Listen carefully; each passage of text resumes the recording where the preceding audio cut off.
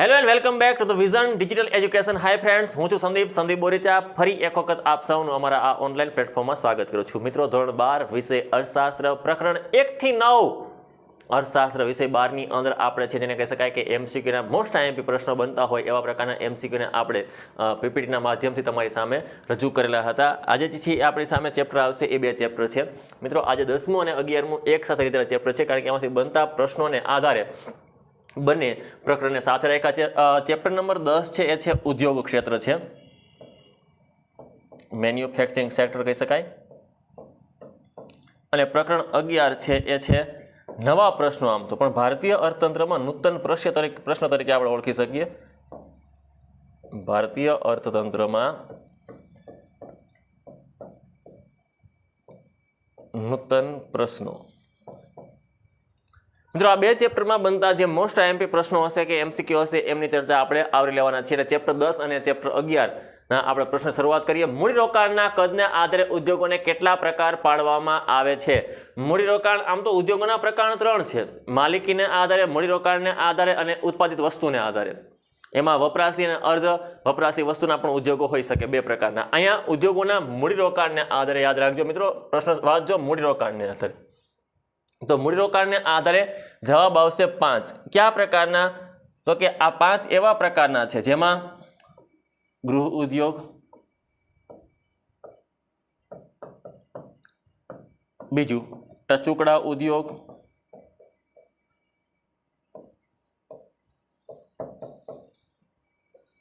ત્રીજું નાના પાયાના ઉદ્યોગ,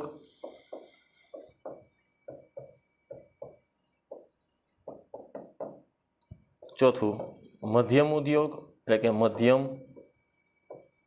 કદના ઉદ્યોગ, અને પાંચમું મોટા પાયાના ઉદ્યોગ અથવા તો ભારે ઉદ્યોગ. અને ભારે ઉદ્યોગ પણ કહી શકીએ, મોટા પાયાના ઉદ્યોગ પણ કહી શકીએ, અને ચાવીરૂપ ઉદ્યોગ પણ કહી શકાય. આ યાદ રાખજો મિત્રો. ટચુકડા ઉદ્યોગ, નાના પાયાના ઉદ્યોગ, આ બે વસ્તુ ખાસ યાદ રાખશો આપણે.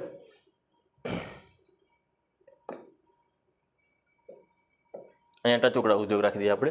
તો આ 5 પ્રકાર મૂડીરોકાણને આધારે ઉદ્યોગોના કેટલા પ્રકાર પાડવા, તો ખાસ યાદ રાખી લેજો. નીચેનામાંથી કયો મૂડીરોકાણને આધારે ઉદ્યોગનો પ્રકાર નથી? આવો પ્રશ્ન પણ તમારી સામે હોઈ શકે.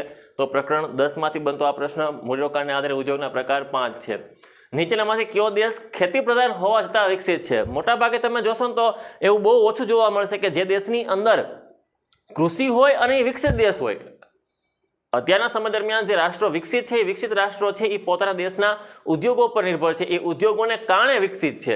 પણ ભાગ્યે તમને કોઈ એવા જોવા મળશે કે જેની અંદર કૃષિને લીધે એ દેશ વિકસિત બન્યો હોય. તો એવો દેશ ન્યુઝીલેન્ડ છે.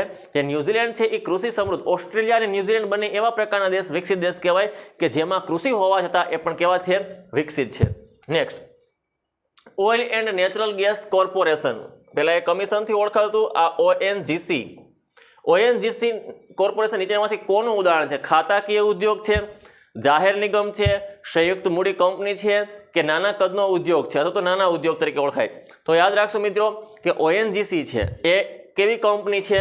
તો એ છે સંયુક્ત મૂડી કંપની. આ સંયુક્ત મૂડી કંપની છે, મતલબ કે આનો અમુક હિસ્સો પબ્લિક પાસે અથવા તો શેર બહાર પાડી અને પબ્લિક પાસેથી મૂડી એકત્રિત કરી અને જેનું સંચાલન કરવામાં આવતું હોય એવા પ્રકારનું આને એકમ ઓળખવામાં આવે છે. ત્યારબાદ વિશિષ્ટ આર્થિક વિસ્તારનો ઉપયોગ નીચેનામાંથી કયા દેશે કર્યો છે? પાકિસ્તાન, શ્રીલંકા, નેપાળ કે ફિલિપાઇન્સ? આ પ્રકારના ઓપ્શનમાં તમને ખ્યાલ છે કે લગભગ ત્રણેય જોશો તો આપણા પાડોશી રાષ્ટ્રો છે અને એક રાષ્ટ્ર અલગ પડી આવે છે. વિશિષ્ટ આર્થિક વિસ્તારનો કાર્યક્રમ ઇન્ડિયામાં 2000ની સાલથી અમલમાં મૂકવામાં આવ્યો, એટલા માટે કે ઇન્ડિયામાં ફોરેન ડાયરેક્ટ ઇન્વેસ્ટમેન્ટ, પ્રત્યક્ષ વિદેશી મૂડીરોકાણ FDI, વધુમાં વધુ વિદેશી કંપનીને આકર્ષવા માટે એવા પ્રકારના વિસ્તારનું નિર્માણ કરવામાં આવ્યું જે અન્ય પ્રાંત કે અન્ય જગ્યા કરતાં ત્યાં કરનું માળખું કેવું હોય? અલગ હોય. તો આ પ્રકારના ઉદ્યોગમાં ફિલિપાઇન્સને યાદ રાખજો. તો વિશિષ્ટ આર્થિક વિસ્તાર સેઝ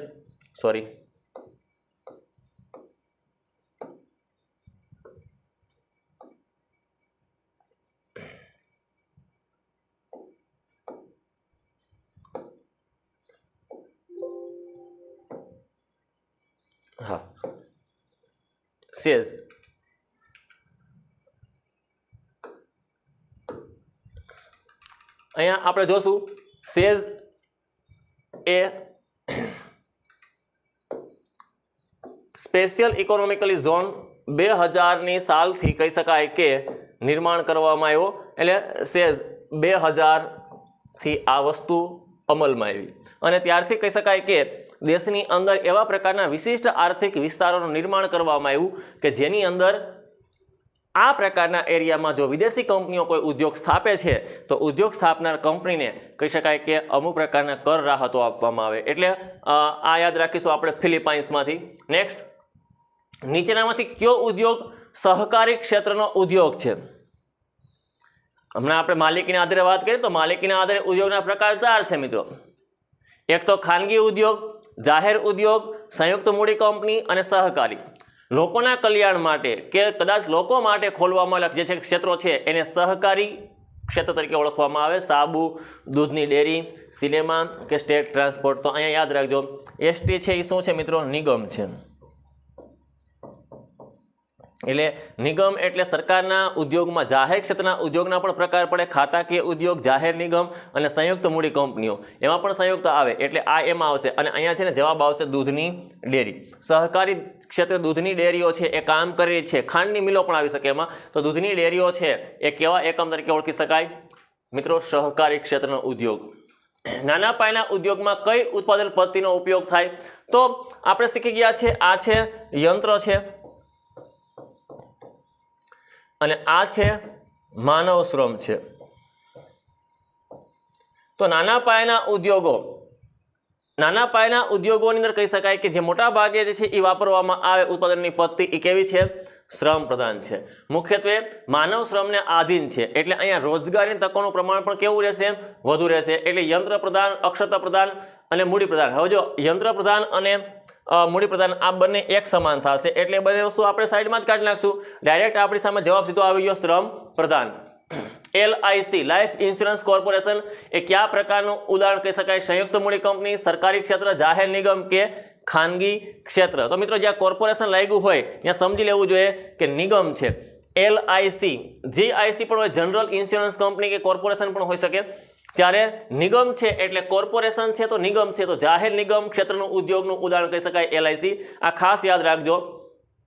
ઉદ્યોગને આર્થિક મદદ કરતી સંસ્થા કઈ છે? આમાંથી ઉદ્યોગોને આર્થિક મદદ કરવાનું કામ કરતી સંસ્થા કઈ? તો પેલું આપ્યું છે ONGC, મતલબ કે oil and natural gas commission, જે હાલમાં કોર્પોરેશન તરીકે ઓળખવામાં આવે. Indian farmer fertiliser corporation. Gujarat Narmada valley fertiliser corporation. Small industrial bank of India. આ 4 તમે નામ યાદ રાખશો તમારી સામે જવાબમાં આવી જાય કે ભાઈ આ તો છે એ નેચરલ ગેસ એન્ડ કમિશન, તો આ તો ખનિજ તેલની જોડાયેલું છે, oil and natural. Indian farmer તો કે ફર્ટિલાઇઝર શબ્દ છે એટલે કૃષિ અને હોય ફળદ્રુપતા સાથે જોડેલું નામ છે. ગુજરાત નર્મદા ફર્ટિલાઇઝર આ પણ રાસાયણિક ખાતરની હારે કનેક્ટેડ છે. હવે સ્મોલ ઇન્ડસ્ટ્રીયલ SDBI અથવા તો SIDBI સ્મોલ ઇન્ડસ્ટ્રીયલ, અહીંયા ડેવલપમેન્ટ શબ્દ આપણે બાકી રહ્યો છે, સોરી, ડેવલપમેન્ટ. તો ખાસ યાદ રાખજો સ્મોલ ઇન્ડસ્ટ્રીયલ ડેવલપમેન્ટ. તો સ્મોલ ઇન્ડસ્ટ્રીયલ શબ્દ પકડાઈ જાય તો આપણને જવાબ મળી ગયો કે ઉદ્યોગોને મદદ કરતી સંસ્થાનું નામ છે એ છે SIDBI, small industrial development bank of India. નીચેનામાંથી કયો વિશિષ્ટ આર્થિક વિસ્તાર નથી? ગુજરાતના 4 નામ આપ્યા છે, સોરી ગુજરાતના 3 નામ આપ્યા છે. એક યુપી, આમ તો દિલ્હીને કનેક્ટેડ છે, નોઈડા, ગ્રેટર નોઈડા. તો આમાંથી એવો કયો વિસ્તાર છે કે જે વિશિષ્ટ આર્થિક વિસ્તાર નથી? સુરત, અમદાવાદ, કંડલા કે નોઈડા? તો યાદ રાખજો મિત્રો, અમદાવાદ છે એ એની કનેક્ટેડ નથી. સુરત, કંડલા અને નોઈડા એ વિશિષ્ટ આર્થિક વિસ્તારમાં સમાવિષ્ટ છે. નેક્સ્ટ, વિશિષ્ટ આર્થિક વિસ્તારને અંગ્રેજી ટૂંકાક્ષરીમાં શું કહી શકાય? હમણાં જ આપણે વાત કરી હતી. વિશિષ્ટ આર્થિક વિસ્તારને તમે જો આનું જ ગુજરાતી કરવાનું ચાલુ કરો ને તો તમને જવાબ મળે. વિશિષ્ટ એટલે કે સ્પેશિયલ.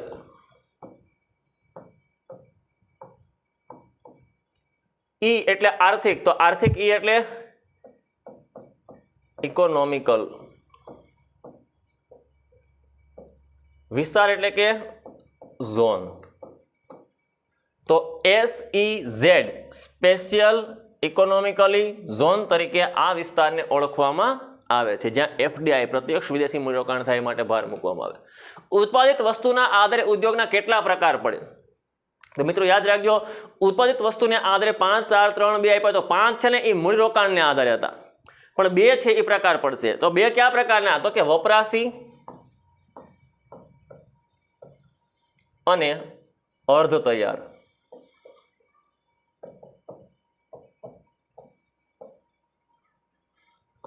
હવે વપરાશી ને અર્ધ તૈયાર એટલે શું?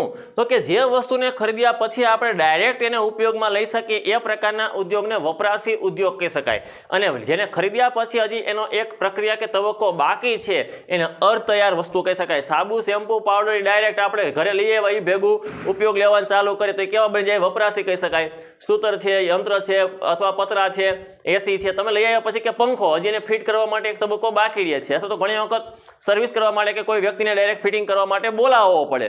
આવા પ્રકારના ઉદ્યોગોને આપણે અર્ધ તૈયાર એટલે ઉત્પાદિત વસ્તુને આધારે જો તમને પૂછવામાં આવે તો એના પ્રકાર છે 2. મોટા પાયાના ઉદ્યોગમાં કેટલા મૂડીરોકાણ કરવામાં આવતું હતું? તો આવતું હોય છે. આવા પ્રકારનો પણ પ્રશ્ન હોઈ શકે.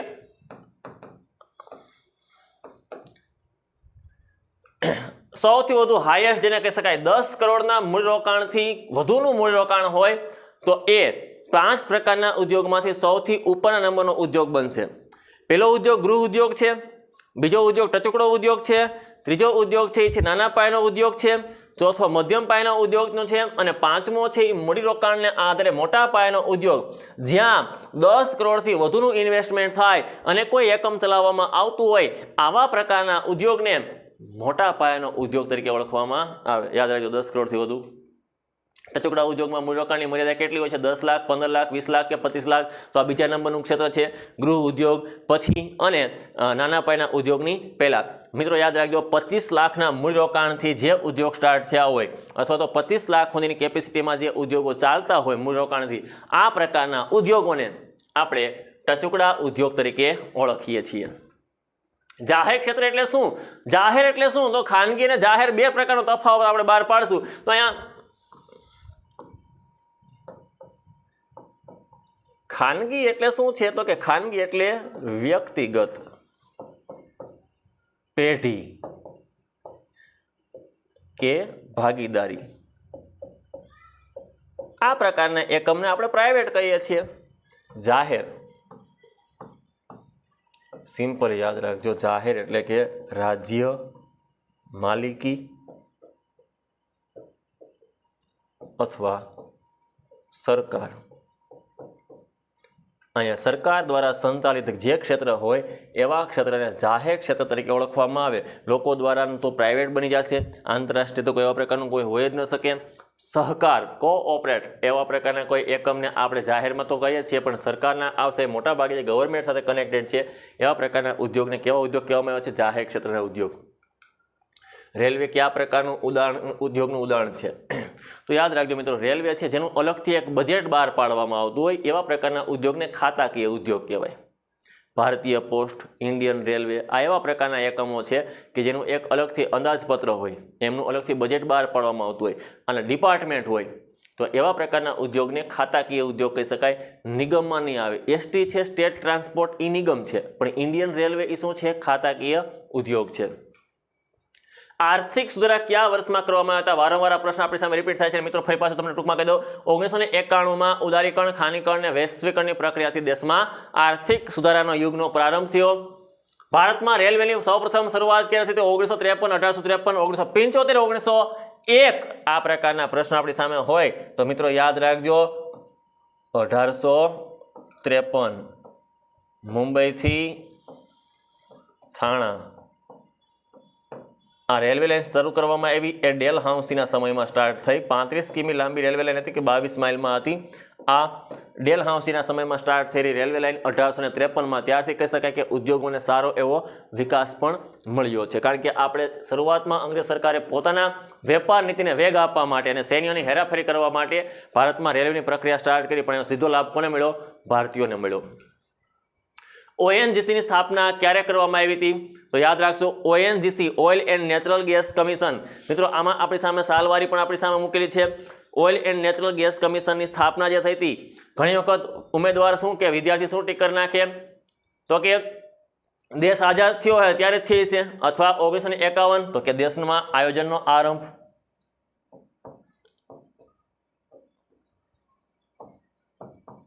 પહેલી પંચવર્ષીય યોજના આ છે દેશમાં શું થયું તો કે આઝાદી આવી 1955 આવું કોઈ વર્ષ છે નહીં હા 1959 દેશની અંદર 1959ની સાલમાં જાહેર નિગમની સ્થાપના કરવામાં આવી એટલે આ વસ્તુ સાથે પણ આપણે નહીં જઈએ આયોજનના પ્રારંભ હારે પણ નહીં જાય અને દેશની અંદર ખનિજ તેલના ક્ષેત્રને શોધ કરવી અથવા તો વિસ્તાર કે વ્યાપ વધારવો અને ખૂણે ખૂણે સુધી પહોંચાડવા માટે ONGC oil and natural gas કોર્પોરેશનની સ્થાપના કરવામાં આવી રાજસ્થાનમાંથી ગુજરાત રાજ્યમાં થતા સ્થળાંતરને કેવું સ્થળાંતર કહી શકાય માઇગ્રેશન આંતરરાષ્ટ્રીય આંતરિક મોજશોખ કે સ્થાનિક તો અહીંયા મોજશોખ ને સ્થાનિકને આપણે સાઈડમાં કાઢી નાખીએ આ બે શબ્દો ઉપર આપણે છે એ ધ્યાન આપીશું તો યાદ રાખજો દેશમાં દેશની હદમાં થતું હોય તો એ સ્થળાંતર કેવું હોય તો કે આંતરિક સ્થળાંતર હોય ડોમેસ્ટિક માઇગ્રેશન તરીકે પણ હું કહી શકીશ કે દેશમાં છે હવે માની લો કે કોઈ યુએસએમાંથી ઇન્ડિયા આવે કે ભારતમાંથી અમેરિકા જાય કે ભારતમાંથી જાપાન જાય કોઈ પણ દેશનું નામ XYZ લખ્યું હોય તો આ ઇન્ટરનેશનલ છે આંતરરાષ્ટ્રીય સ્થળાંતર છે દેશમાં થતું હોય ગુજરાતનો વ્યક્તિ પંજાબમાં જાય પંજાબનો વ્યક્તિ ગુજરાતમાં આવે તો આ આંતરિક સ્થળાંતર અને ઇન્ડિયામાંથી કોઈ વિદેશમાં જાય વિદેશનો નાગરિક ભારતમાં આવે તો સિમ્પલી આપણે આટલા તો આપણે કોઠાસુ જોવી જોઈએ કે એ પ્રકારના સ્થળાંતરને આંતરરાષ્ટ્રીય સ્થળાંતર તરીકે ઓળખવામાં આવે આજના સમયમાં વિશ્વમાં સૌથી વધુ શહેરીકરણ કયા દેશમાં થઈ રહ્યું છે તો મિત્રો યાદ રાખજો કે ચીન છે એમાં અવ્વલ નંબરે આવશે ભારતમાં પણ થાય છે પરંતુ કહી શકાય કે ચીનની અંદર માઇગ્રેશનની પ્રક્રિયા કેવી છે ઝડપી બની છે સ્થળાંતરના મુખ્ય પ્રકારો જણાવો સ્થળાંતરના મુખ્ય પ્રકાર કેટલા છે તો બે છે એક કેવા પ્રકારનો તો કે એક છે આંતરિક અને બીજું આંતર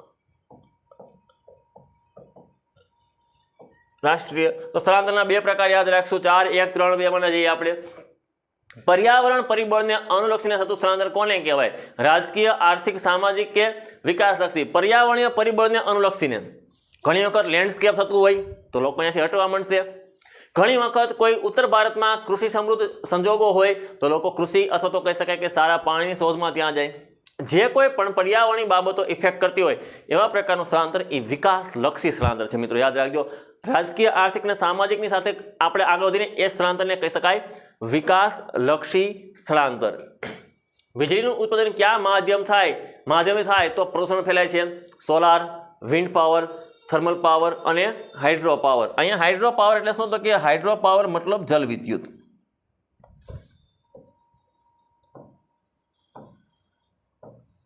અને થર્મલ પાવર એટલે કે કોલસા દ્વારા તો સિમ્પલ છે કે જળ વિદ્યુત થાય તો એમાં ક્યાંય પ્રદૂષણ થવાનું છે નહીં પવનચક્કી તો કે પવનચક્કી છે એ આમ તો કહી શકાય એને વિન્ડ ફાર્મ દ્વારા વીજળી ઉત્પન્ન કરવામાં આવે તે સોલાર તો આમાં કોઈ વસ્તુનું કહી શકાય કે એટલી માત્રામાં દહન છે જ નહીં એવું કે જેના કારણે કોઈ ધુમાડા કે એવા પ્રકારનું રાખનું પ્રમાણ વધે વાતાવરણ દૂષિત થાય હા કોલસા દ્વારા કરવામાં આવે તો કોલસાને બાળીને જે વીજળી ઉત્પન્ન કરવામાં આવે એનાથી પ્રદૂષણનું પ્રમાણ કેવું થાય છે વધુ થાય છે એટલે યાદ રાખજો સી થર્મલ પાવર ભારત સરકાર કુલ ખર્ચના કેટલા ટકા ખર્ચ આરોગ્ય પાછળ કરે 6.6 5.5 3.2 4.4 ઇન્ડિયાની અંદર હવેના તબક્કામાં એવું કહી શકાય કે સરકાર દ્વારા આરોગ્ય પરત્વે ખર્ચનું પ્રમાણ કુલ બજેટના લગભગ 4.4% આસપાસ કરવામાં આવી રહ્યું છે એટલે ભારતમાં આરોગ્યની સુવિધાઓમાં શું થઈ રહ્યો છે સુધારો એટલે 4.4% જેટલું આપણે આરોગ્ય પાછળ ખર્ચ કરીએ છીએ ત્યારબાદ મિત્રો ઝૂંપડપટ્ટીનો વિસ્તાર સ્થળાંતરની કેવી અસર કહેવાય? સકારાત્મક, સ્થાનિક, નકારાત્મક કે હકારાત્મક? જે સ્થળાંતર થાય છે એ સ્થળાંતરની અંદર ઝૂંપડપટ્ટી, ગામડામાંથી લોકો શહેરમાં આવી તો જાય છે પણ આવીને ડાયરેક્ટ કોઈ કામ ધંધો સ્ટાર્ટ કરી શકતા નથી, અથવા તો કહી શકાય કે રોજગારી મળતી નથી. હવે આ સમય દરમિયાન આવક ઓછી હોય તો ના છૂટકે એને શહેરની બહાર કે ભાગોળ વિસ્તારમાં જઈને કહી શકાય કે બહારની સાઈડના એરિયામાં રહેવું પડતું હોય. આ સમય દરમિયાન ત્યાં ઝૂંપડાઓ કે ગંદકીનું પ્રમાણ વધે છે. તો ઝૂંપડપટ્ટીને કારણે ગંદકી અને પ્રદૂષણનું પ્રમાણ વધે તો એ અસર કેવી કહેવાય? નકારાત્મક અસર કહી શકાય. એટલે યાદ રાખજો, ઝૂંપડપટ્ટીના વિસ્તારમાં સ્થળાંતરની નકારાત્મક અસર જોવા મળશે. આંતરમાળખાકીય સેવા ખાલી જગ્યા વિકાસનું એન્જિન છે. તો આંતરમાળખાનો, વેપારનો, આર્થિક કે રાજકીય? તો યાદ રાખશું, આંતરમાળખાકીય સુવિધાઓ કે સર્વિસીસ, ઇકોનોમિક્સની ભાષામાં આને આપણે સર્વિસીસ કહીએ છીએ. શિક્ષણ, આરોગ્ય, પરિવહન, સંદેશાવ્યવહાર, આ પ્રકારની સુવિધાઓ કેનું ચાલક બળ છે અથવા તો કેનું એન્જિન છે? તો યાદ રાખજો, આર્થિક વિકાસનું એન્જિન છે. ઓકે, નેક્સ્ટ, માનવ મૂડીરોકાણની મહત્વની વાત કયા પ્રોફેસરે કરી છે? તો professor Smith, professor Hammer, professor Marshall, professor Kautilya. અહીંયા આપણી સામે જ આવે છે કૌટિલ્ય, જેને કહી શકાય વહીવટી વિજ્ઞાનની કૃતિ એવું અર્થશાસ્ત્ર લખ્યું. એટલે અહીંયા આપણે સીધા ડાયરેક્ટ છે એની સાથે નહીં જઈએ. આપણી સામે 3 ઓપ્શન રહ્યા, સ્મિથ, હેમર અને માર્શલ. માનવ મૂડીરોકાણ, હ્યુમન ઇન્વેસ્ટમેન્ટ, આરોગ્ય, શિક્ષણ વગેરેની પાછળ કરવામાં આવતો ખર્ચ એને માનવ મૂડીરોકાણ કહેવામાં આવે. લોકોને રસીકરણ આપવું, બાળકોને વિનામૂલ્યે શિક્ષણ આપવું, પાઠ્યપુસ્તકો પૂરા પાડવા, આ તમામ પ્રકારની સુવિધાને આપણે હ્યુમન ઇન્વેસ્ટમેન્ટ કે માનવ મૂડીરોકાણ કહે છે. આવું કેનાર પ્રોફેસર છે પ્રોફેસર માર્શલ. આ યાદ રાખજો, પ્રોફેસર માર્શલે માનવ મૂડીરોકાણની વાત કરેલી હતી. WHO દ્વારા ખાલી જગ્યાની વ્યાખ્યા આપવામાં આવી હતી. સિમ્પલ છે, આ પ્રકારનો પ્રશ્ન હતો. WTO હોય ને તો WTO હોય તો કેની વ્યાખ્યા આપે? તો સિમ્પલ છે, WTO હોય તો વ્યાપારની આપે, કારણ કે ટ્રેડિંગ છે. જ્યારે WHO હોય તો શું છે? હેલ્થ છે. તો હેલ્થ એટલે આમાં શું? તો કે આરોગ્ય. સિમ્પલ છે. આ પ્રકારના પ્રશ્નમાં કાંઈ મૂંઝાવો નથી, કારણ કે આ બે ચેપ્ટર ખૂબ જ સહેલા છે.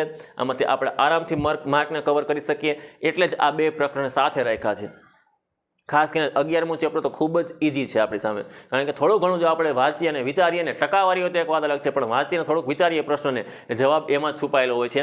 તો WHO દ્વારા આરોગ્યની વ્યાખ્યા આપવામાં આવી છે. શિક્ષણ કે તાલીમ પાછળ કરેલો મૂડીરોકાણ, હજી હમણાં જ મેં વાત કરી, શિક્ષણ કે તાલીમ કે પ્રશિક્ષણ, સંશોધન, જે કોઈ પ્રકારનું રિસર્ચ કરવામાં આવ્યું હોય દેશની અંદર, ચંદ્રયાનને મોકલવામાં આવે ઉપર, તો એ પણ કેવા પ્રકારનું છે? યાદ રાખજો, માનવ મૂડીરોકાણ છે. તો અહીંયા શિક્ષણ ક્ષેત્રે કરેલો ખર્ચને કેવો ખર્ચ કહી શકાય?